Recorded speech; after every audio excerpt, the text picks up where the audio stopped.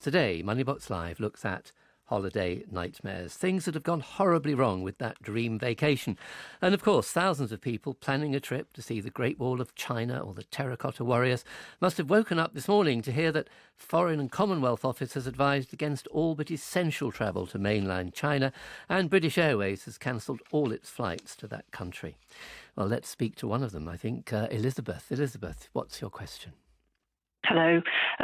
We booked a holiday to China in April and we paid the deposit and the full payment's due on Sunday. But we don't want to tie up the money if we can't go. So we just would like to know how we stand.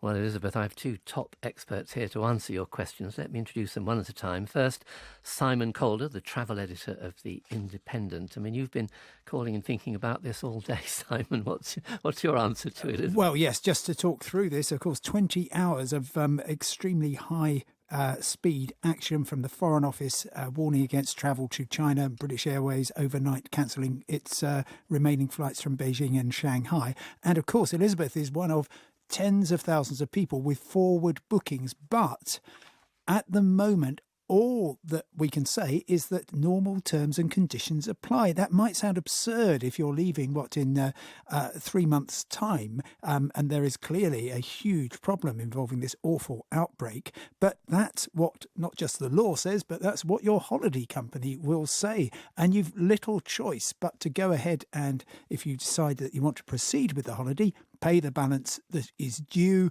or you can, of course, forfeit the deposit and the holiday.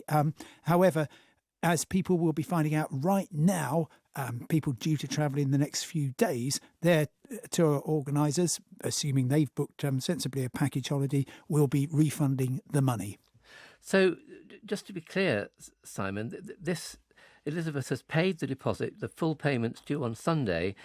Are you saying that she should pay it and then claim it back somehow? Because aren't you covered now because the Foreign and Commonwealth Office said don't go? Absolutely not. If you take, for example, Sri Lanka, the terrible events of Easter Sunday last year, the Foreign Office warned against travel for about 6 weeks. And we have what's called rolling cancellations, so that airlines, tour operators will allow people who are booked maybe in the next week or two to cancel and give them full refunds. But then they'll want to keep seeing if the Foreign Office is going to change its mind, which of course will all depend on how the outbreak unfolds. So people simply can't tell yet. And Elizabeth, yes, you've got to hand over money knowing that there is a significant chance that you're just going to have to ask for it all back.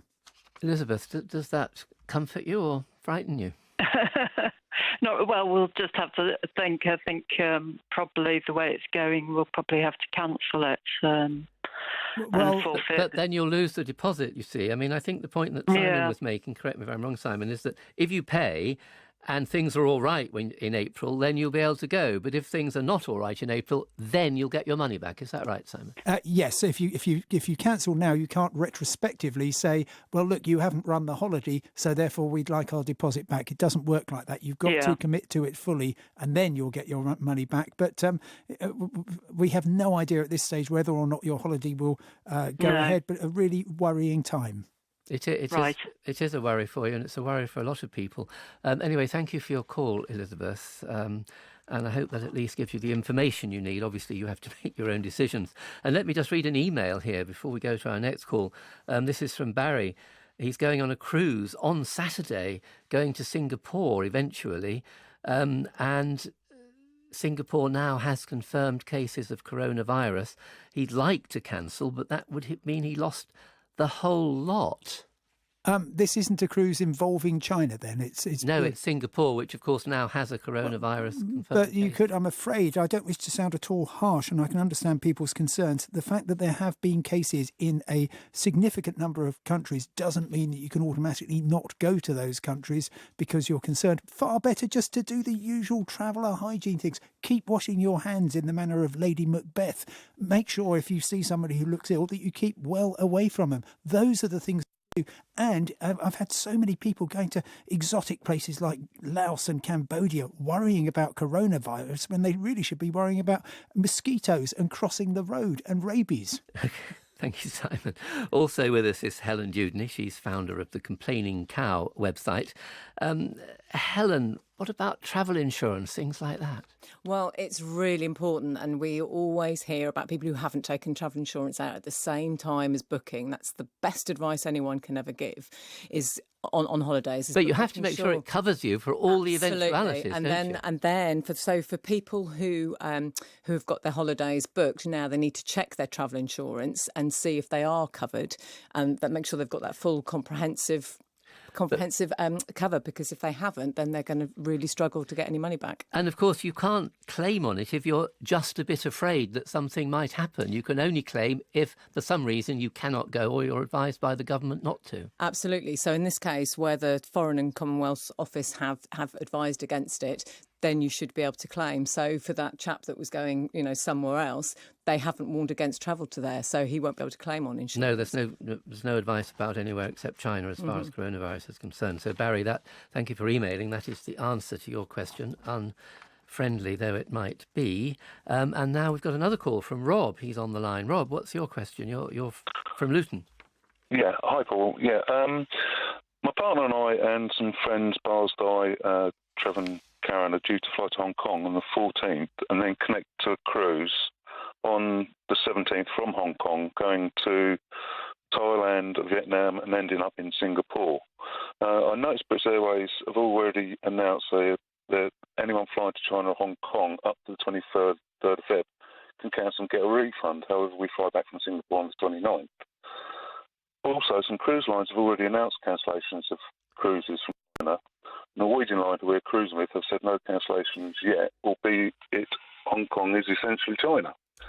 This has sort of left us in a pretty apprehensive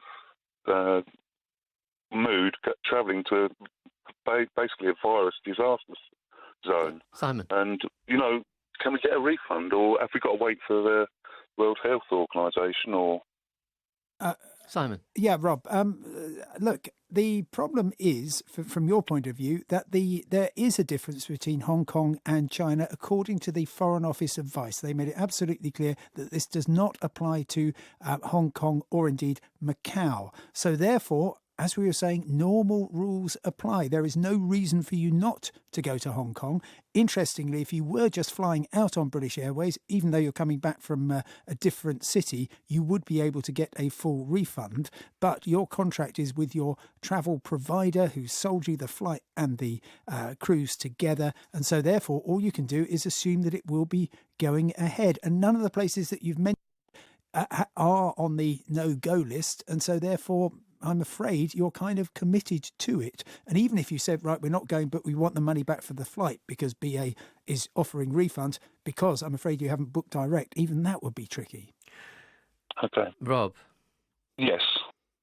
Does it help you with your decision? Yeah, it looks like we've got to go, but it seems like we're going to be sort of possibly confined to cabin, possibly miss going to one of these places that we've booked since July last year. So, we've been looking forward to it for a long, long time. Of course, but I think it's just to keep an eye on the FCO website and keep abreast of it, because things are changing, hourly. So it's keep an eye on what's happening and enjoy your holiday. And would there be any chance of Rob rebooking? If you said, look, I'm a bit afraid about this, can I put my holiday off for 6 months? Well, look, of course you can ask. And anybody who is listening to this and really concerned about a trip that they've got booked, yes, talk to the travel provider and say, what options will you give me? Because even though there's no legal obligation on a company such as Rob's to give any kind of flexibility, a number of them will, simply to deliver good customer service. And can I just say, Rob booked, I think, July last year for a cruise going out to next month. Honestly, it's off-peak in February. I would say a good time to book a trip like that would be maybe a month ahead. The longer you book it ahead, the more risks that you are taking on. Yes. And of course, sure. You have to work out the cost and everything. But also on that note, if you are looking to try and change it and you want to try and convince the company to try and change that holiday, you also need to look at your travel insurance as to whether they will also transfer that as well. Rob, thanks very much for your call. I hope that's helpful. I'm sure there are an awful lot of very worried people who've been looking forward to a holiday and now are a bit apprehensive.